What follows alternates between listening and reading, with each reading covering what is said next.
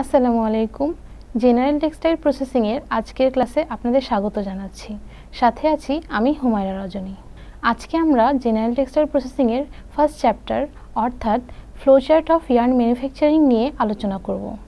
প্রথমেই আমরা ফ্লোচার্টের ডেফিনিশন এবং ইম্পর্টেন্স সম্পর্কে জেনে নিই। ফ্লোচার্ট বলতে কি বুঝছি? প্রথমেই ফ্লো অর্থ প্রবাহ, ধারা, স্রোত এবং চার্ট অর্থ চিত্র, নকশা। কাজেই একটি পণ্যের উৎপাদনে প্রয়োজনীয় ধাপসমূহ ফ্লো লাইন এবং প্রতীক ব্যবহার করে স্টেপ বাই স্টেপ সাজিয়ে চার্ট আকারে উপস্থাপন করাকেই ফ্লোচার্ট বলছি। তাহলে এখানে আমরা কি বুঝছি? আমরা এখানে সুতা প্রস্তুত করব। সুতা প্রস্তুতকরণ একটি ধারাবাহিক প্রক্রিয়া। এই প্রক্রিয়ায় প্রথমে আঁশকে ম্যানুফ্যাকচারিং করা হয় এবং স্টেপ বাই স্টেপ আঁশ থেকেই পরবর্তীতে আমরা সুতা পেয়ে থাকি। এই যে আমরা এক এক পর আঁশকে বিভিন্ন পর্যায়ে প্রসেসিং করব, সর্বশেষে আমরা সুতা পাবো। এই যে এভাবেই যে আমরা আঁশকে প্রক্রিয়াকরণ করছি এবং সর্বশেষ ধাপ হিসেবে আমরা সুতা পেয়ে থাকি, এটাই যে চার্ট আকারে স্টেপ বাই স্টেপ উপস্থাপন করা হচ্ছে, সেটাই হচ্ছে ফ্লোচার্ট। তাহলে ফ্লোচার্টের গুরুত্ব সম্পর্কে আমরা জেনে নিই। ফ্লোচার্টের গুরুত্ব কি?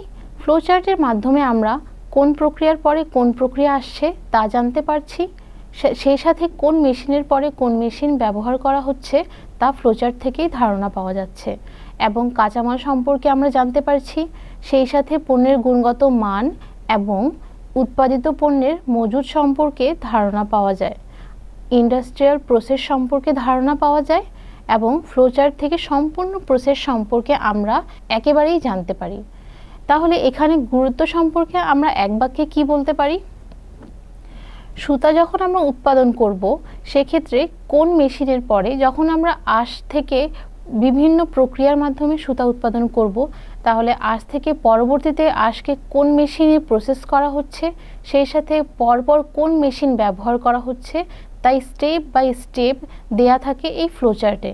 তাহলে আমরা সম্পূর্ণ প্রসেস সম্পর্কে, কি মেশিন ব্যবহার হচ্ছে, কি কাঁচামাল ব্যবহার হচ্ছে, আমার কতটুকু কাঁচামাল মজুদ আছে এবং আমার পরবর্তীতে কতটুকু কাঁচামাল প্রয়োজন, সম্পূর্ণ প্রসেস আমরা এই ফ্লোচার্টের মাধ্যমে জেনে থাকি।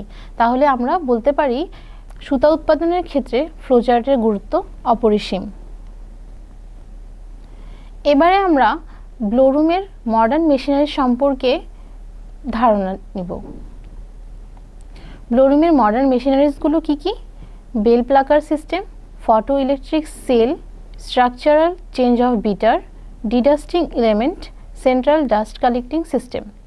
প্রথমেই আমরা বেল প্লাকার সম্পর্কে জেনে নেই। বেল প্লাকারটা কি? আমরা জানি আঁশসমূহ যখন আমরা কালেক্ট করে থাকি বা শ্রমিকরা যখন আঁশগুলো কালেক্ট করে, তা বেল আকারে থাকে। এই বেল আকারে, এই গোল বেল আকারে আঁশগুলোকে বিভিন্নভাবে বিটারের সাহায্যে আঁশগুলোকে আঘাত করে আলাদা করা হয়ে থাকে তুলার আঁশসমূহকে। তাহলে বেল প্লাকার হচ্ছে তুলার আঁশসমূহকে কালেক্ট করার পরে কনভেয়র বেল্টের মধ্যে তুলার আঁশসমূহকে স্থাপন করে। তারপরে সেটি সামনের দিকে অগ্রসর হয়ে এর সামনে নিপার কপিকলের সাহায্যে আঁশসমূহ বিভিন্নভাবে আঘাতপ্রাপ্ত হয়ে পৃথক পৃথক হয়ে যায়। Photo electric sell.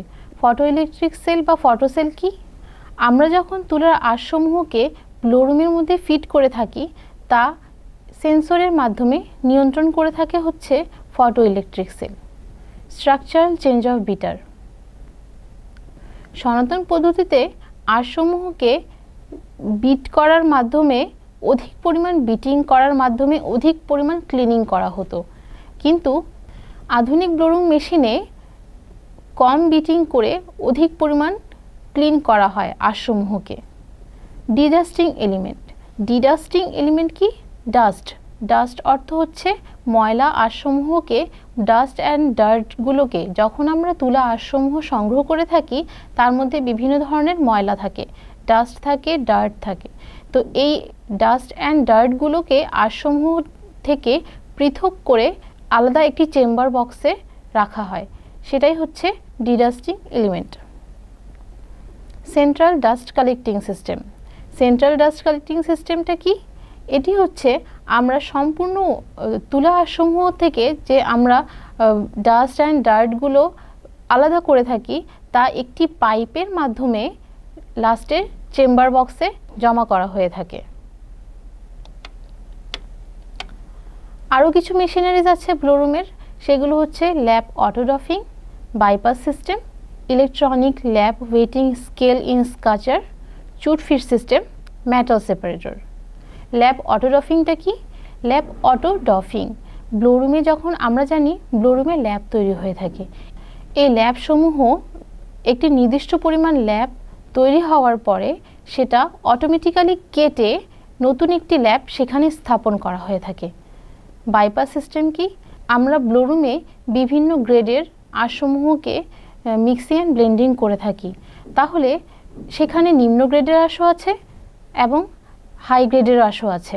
যখন আমরা উচ্চমানের গ্রেডের তুলা আঁশের সাথে নিম্ন গ্রেডের আঁশসমূহকে মিক্সিং করব, তো সেক্ষেত্রে হাই গ্রেডের আঁশসমূহের তো খুব বেশি বিটিংয়ের প্রয়োজন হচ্ছে না, কারণ সেখানে আমাদের ডাস্টের পরিমাণ কম থাকে, কিন্তু নিম্ন গ্রেডের আঁশে ডাস্টের পরিমাণ সাধারণত বেশি থাকে। তো সেক্ষেত্রে আমরা কি করব, বাইপাস সিস্টেমের সাহায্যে যে হাই গ্রেডের আঁশগুলো আছে সেগুলোকে কম বিটিং করে পৃথক করা হয়ে থাকে এবং যেগুলো হচ্ছে নিম্ন গ্রেডের আঁশ সেগুলোকে অধিক পরিমাণ বিটিং করা হয়ে থাকে। তাহলে বাইপাস সিস্টেমের মাধ্যমে আমরা হাই গ্রেডের আঁশের ক্ষেত্রে কম পরিমাণ বিটার ইউজ করে আঁশসমূহকে ক্লিনিং করে থাকি। ইলেকট্রনিক ল্যাব ওয়েটিং স্কেলিং স্কাচার, এখানে কি হয়, ইলেকট্রনিক ল্যাব ওয়েটিং স্কেল, ল্যাবকে এখানে আলাদাভাবে ওয়েট করার প্রয়োজন হয় না, ইলেকট্রনিক স্কেলের সাহায্যে একেবারেই ল্যাবকে আমরা ওয়েট করতে পারি। চুট ফিট সিস্টেম কি? চুট ফিট সিস্টেম হচ্ছে এখানে ব্লোরুম ইউজ করার প্রয়োজন হয় না, ব্লোরুম ছাড়াই চুট অ্যান্ড পাইপের সাহায্যে ল্যাব শিট তৈরি করা হয়ে থাকে। মেটাল সেপারেটর, আমরা যখন তুলা আঁশসমূহকে ব্লোরুমে ফিট করে থাকি সেক্ষেত্রে সে তুলার মধ্যে কোনো মেটাল জাতীয় কোনো পদার্থ আছে কি না তা হচ্ছে মেটাল সেন্সরের সাহায্যে প্রথমেই চেক করে নেওয়া হয়। যদি কোনো মেটাল থাকে তবে তার ডিটেক্ট করে আলাদা করে দিয়ে পরবর্তীতে তা ব্লোরুমে পাস করানো হয়। এতক্ষণ যে আমরা দেখে এসেছি ফ্লোচার্ট কি, ফ্লোচার্টের ইম্পর্টেন্স কি, তাহলে ফ্লোচার্ট, এখানে আমরা ফ্লোচার্টের মাধ্যমে কার্ডেড ইয়ার্ন ম্যানুফ্যাকচারিং দেখে থাকব। কার্ডেড ইয়ার্ন ম্যানুফ্যাকচারিং কি, প্রথমে আমরা এটি জেনে নেই। 60 কাউন্টের কম সুতাসমূহকে কার্ডেড ইয়ার্ন বলা হয়ে থাকে। এখানে আমরা দেখছি input material, processing machines, output material. তাহলে ইনপুট ম্যাটেরিয়াল মানে এটা হচ্ছে আমাদের ফিড জোন আর এটা হচ্ছে আমাদের ডেলিভারি জোন, আর এটা হচ্ছে মেশিন মানে প্রসেসিং মেশিন। এখানে আমরা যে ইনপুট করব মানে আমরা ফিড করব সেটাই হচ্ছে এই মেশিনের মাধ্যমে সেটি প্রসেস হয়ে আমরা হচ্ছে আউটপুট পাবো। তাহলে এখানে দেখি প্রথমে আমরা কি করব, ব্লোরুম, এই যে ব্লোরুম মেশিনের মধ্যে প্রথমে আমরা র কটন ফিড করব। র কটন ফিড করলে আমরা কি পাচ্ছি, ল্যাব পাচ্ছি। এই ল্যাবটা পরবর্তীতে আবার ফিড জোনে চলে আসবে, সেটাই তখন হয়ে যাবে ইনপুট ম্যাটেরিয়াল। ল্যাব ফিট করলে আমরা কার্ডিং মেশিনে ল্যাব ফিট করলে কার্ডের স্লাইভার পাবো। সেই কার্ডের স্লাইভারকে যখন আমরা ড্রয়িং মেশিনে পর্যায়ক্রমে দুটি ড্রয়িং মেশিনে ফিট করব, ফিট করার ফলে আমরা পাবো হচ্ছে ড্রন স্লাইভার। এই ড্রন স্লাইভারগুলোকে পরবর্তীতে স্পিড ফ্রেমে হচ্ছে ফিট করা হয়ে থাকবে, সেক্ষেত্রে আমরা পাবো হচ্ছে রোভিং। এই রোভিংকে আবার রিং ফ্রেমে যখন আমরা, রিং ফ্রেম অর্থ এগুলো কিন্তু আমাদের সব মেশিনারিজ, রোভিংকে যখন আমরা রিং ফ্রেমে ফিট করব তখন আমরা পাবো হচ্ছে রিং কপস। এই রিং কপসকে পরবর্তীতে ওয়াইন্ডিংয়ের মাধ্যমে বিভিন্ন প্যাকেজে জড়িয়ে আমরা হচ্ছে বিভিন্ন প্যাকেজ আকারে সুতাগুলো পেয়ে থাকি। তাহলে এখানে কন্ডিশনিং একটা ফ্যাক্টর আছে, প্যাকিং অ্যান্ড বেইলিং, এগুলো হচ্ছে প্যাকেজের সাথে জড়িত। আমরা জানলাম কার্ডেড ইয়ার্ন সাধারণত 60 কাউন্টের নিচের সুতাগুলোকে বলা হয়ে থাকে। তাহলে এই সুতাগুলো প্রসেস করার ক্ষেত্রে আমাদের কী কী মেশিনারিজ ব্যবহার হচ্ছে সেটা আমরা ইতিমধ্যে জেনে ফেলেছি। এখন আমরা দেখব কমড ইয়ার্ন ম্যানুফ্যাকচারিং। তাহলে এক্ষেত্রে একটা পার্থক্য দেখা যায়, সেই পার্থক্য বললে আমার মনে হয় পুরো বিষয়টা ক্লিয়ার হবে।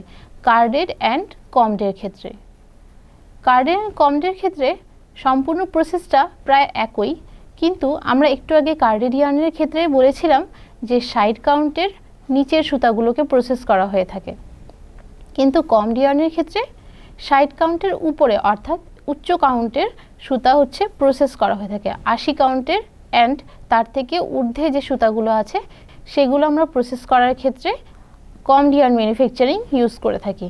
তাহলে কার্ডেড ইয়ার্নের ক্ষেত্রে আমরা যে প্রসেসটা দেখে এসেছি, কমড ইয়ার্নের ক্ষেত্রে পার্থক্য শুধু এতটুকুই যে কার্ডেড ইয়ার্নের ক্ষেত্রে আমরা কম্বিং মেশিন ইউজ করি নাই, কমড ইয়ার্নের ক্ষেত্রে আমরা কি ইউজ করছি, কম্বিং মেশিন ইউজ করছি।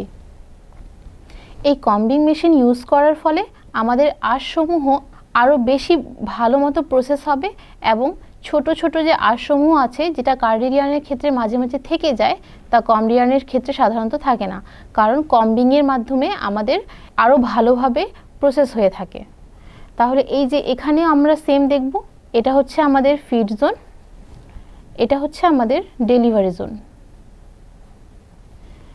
কিছুক্ষণ আগে আমরা কার্ডেড ইয়ার্নের ম্যানুফ্যাকচারিং দেখেছি, সেক্ষেত্রে যেভাবে আমাদের ইনপুট ম্যাটেরিয়াল দিয়েছি, প্রসেস করে আমরা পরবর্তীতে আউটপুট ম্যাটেরিয়াল পেয়েছি, সেমভাবে আমাদের কমড ইয়ার্নের ক্ষেত্রেও হবে।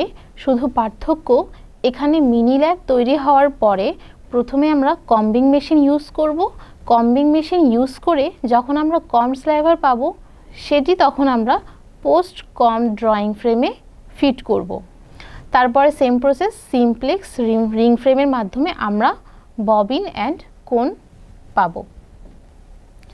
তাহলে carded and commode yarn manufacturing সম্পর্কে আমরা জেনে ফেলেছি। এখানে আমরা পার্থক্য হিসেবে কি দেখেছি, কার্ডেডের ক্ষেত্রে আমরা ইউজ করেছি সাইড কাউন্টের নিচের সুতা অ্যান্ড কমডের ক্ষেত্রে আমরা পেয়েছি সাইড কাউন্টের ঊর্ধ্বে 80 কাউন্টের মধ্যে বা 80 কাউন্টের ঊর্ধ্বে যে সমস্ত সুতা প্রস্তুত করা হয় তা হচ্ছে এই কম্বিং মেশিনের সাহায্যে প্রসেস করা হয়ে থাকে। তো সেক্ষেত্রে আমাদের আশ্রমে উচ্চমানের সুতা, তাহলে আমরা এক বাক্যে বলতে পারি উচ্চমানের সুতা প্রস্তুত করার জন্য আমরা কার্ডেড ইয়ার্ন ম্যানুফ্যাকচারিংয়ের ফ্লোচার্ট না ফলো করে আমরা কমড ইয়ার্ন ম্যানুফ্যাকচারিংয়ের ফ্লোচার্ট ফলো করতে পারি। এবারে আমরা রোটর ইয়ার্ন ম্যানুফ্যাকচারিংয়ের ফ্লোচার্ট সম্পর্কে জানব। তাহলে পূর্বের মতোই এটা আমাদের ফিড জোন আর এটা হচ্ছে আমাদের ডেলিভারি জোন। তাহলে আমরা এখানে কি দেখছি, এখানে হচ্ছে আমরা ড্রয়িং মেশিন ইউজ করার পরেই দেখছি রোটর স্পিনিং ইউজ করা হয়েছে। তাহলে এখানে কি মিসিং আছে, আমাদের স্পিনিং অ্যান্ড ওয়াইন্ডিং। এতক্ষণ আমরা যে দুটো প্রসেস দেখে এসেছি সেখানে আমাদের স্পিনিং অ্যান্ড ওয়াইন্ডিং ছিল, কিন্তু এখানে স্পিনিং অ্যান্ড ওয়াইন্ডিং মিসিং। কেন মিসিং? কারণ আমাদের এই স্পিনিং অ্যান্ড ওয়াইন্ডিং একসাথেই রোটরের মধ্যে সম্পন্ন হয়ে থাকে। এ কারণে এখানে ফ্লোচার্টের মধ্যে আমাদের ড্রয়িং ফ্রেম ইউজ করার পরেই direct rotor spinning machine use করা হয়েছে। তারপরে আমরা রোটর থেকে ডিরেক্টলি পেয়ে যাব কোন অ্যান্ড প্যাকেজ আকারে পেয়ে যাব সুতা। সাধারণত রোটর স্পিনিং মেশিনে 80 কাউন্ট পর্যন্ত সুতা প্রস্তুত করা হয়ে থাকে। এই মেশিনের উচ্চ গতি সম্পন্ন হয়ে থাকে। তাহলে আমরা বুঝতে পারছি রোটর স্পিনিংয়ে আমাদের সময়ের অপচয়টা কম হচ্ছে।